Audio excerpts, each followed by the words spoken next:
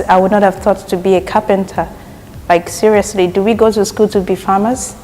Do we go to school to be bricklayers? Do we go to school to be carpenters? No. What a man can do, a woman can do better. You're welcome to Nite.com TV. My name is Adebusola Oyorinde. Today, in another episode of the CEO interview, we have Omotayo Lasaki, the CEO of Tayasaki Interiors Limited. The lady carpenter, as she's like to be called, will be sharing with us how she started her business, challenges she has gone through, and how she has solved them. Stay with us. Hey, my name is Lasaki Omotayo. I am the first of 4 children. No, I meant 3. Okay, I have 2 siblings, 1 boy, 1 girl, and I'm the first. I went to Jelilas College for secondary education, and I went to University of Lagos, studied educational administration for my first degree. Let's just say it's divine direction, because I would not have thought in my life of this line of business. I would not have thought to be a carpenter. Like seriously, do we go to school to be farmers? Do we go to school to be bricklayers? Do we go to school to be carpenters? No. It's more like I have always loved to do things that are handy, and the whole thing came to me when I got the job. Let's just say ASUU strike is a blessing in a way, because there was ASUU strike in University of Lagos for a while, and it was taking months. So I had to find a job. I searched for a job. I got one in Lekki then, and they were into doors. They made wooden doors basically. So what I did was I went for the interview, and I was employed as the PA to the MD, more like part-time marketer stroke PA. So I'm more like a marketer and also doing PA duties. So going around to talk to people, I needed to know what I was saying. So my boss then put me through minute details I should know about the doors, the handles, the wood and everything. Although the factory of the company then was very far away from where the office was, so it was hard for me to, in fact, it was not necessary for me to go to the factory. Because of this, I did not really get enlightened about the process of manufacturing. All I knew was the finished product. So I needed to just market finished doors, and they come in a flush and paneled faces and all that, and I needed to just show people samples, which was not so much to do. Anybody could be able to do that easily. Then the school had to resume because ASUU strike was over, and then I had to go back to write my final exams and all that. During this period, I left the work, and when I came back after my exams, it was more like I couldn't be a staff anymore. I needed to be on freelance then. And being on freelance is like not getting salary anymore. You're going to just bring in deals and get commissions. At this point, I thought about it. Do I want to really continue to go around under the rain and sun, look for clients, and come back, just for commissions? I decided to learn carpentry and manufacture my own stuffs. And that is how I ventured into Tayasaki. When I started my business, I didn't even have capital. I was just a random broke person. I needed to be registered, that I knew, but I did not have enough to get registered as at then. So I just needed to be like on the level of a normal roadside, which is talk to people that I can do this, I can do that, let me do it for you, and you just pay me. I don't need any documentation, I don't need anything. And convincing people is one serious thing to do, because in every business you have to be able to convince your customer or your clients that you can do this, and you're going to give them exactly what they want. So convincing people is one strong point every business owner stroke marketer should have.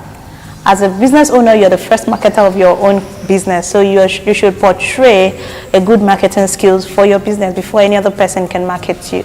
So doing that, normally I have good talking and communication skills, so it was a little, not so easy, but it was a little easy for me to speak up and say, oh, this is what I can do, this is what I can do. That aside, now delivery, I needed to be able to, deliver my products and make it look nice to the client, so the person is appreciative of what he paid for and say, oh, thank you for delivering such a good thing. Delivery is not always easy.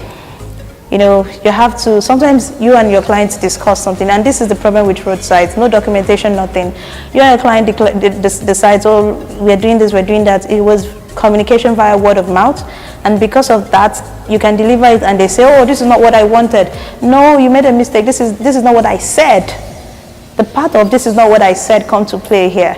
Now, this causes a major loss, because if you have to go and repair or replace that thing at your own expense without the client, you know, footing any bill, that is a real big loss for you. If I did not go to school, I would not be able to speak well. I think going to school, let's take it aside tertiary, both primary school, secondary school, everything, you know, come to play here, because we start to learn how to speak from basic education. So if I didn't go to school, I wouldn't be able to communicate with my clients well. I wouldn't be able to convince my clients. You know, there's this thing they call packaging in every business. And packaging is more like the way you dress, the way you communicate, and is a total package. And if you cannot portray what you sell and also convince people properly, it is a no-no.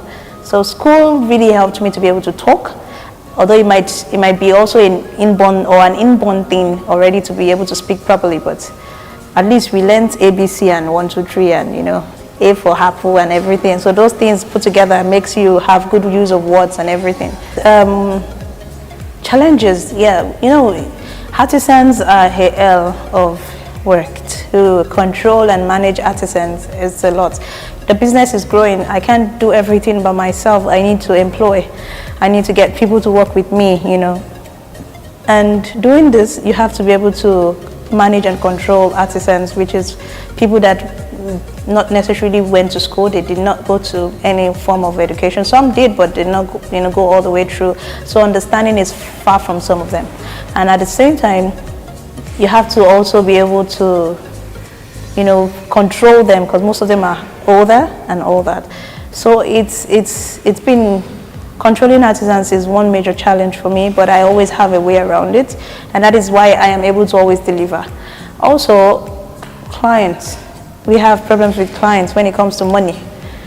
Everybody likes money, you know what I'm saying? So it's more like, I'm done with my job, you've paid 70 or 80% advance, you need to pay me my 20% after delivery. Now, at that point after delivery, you have delivered the job, which means that they have what they want.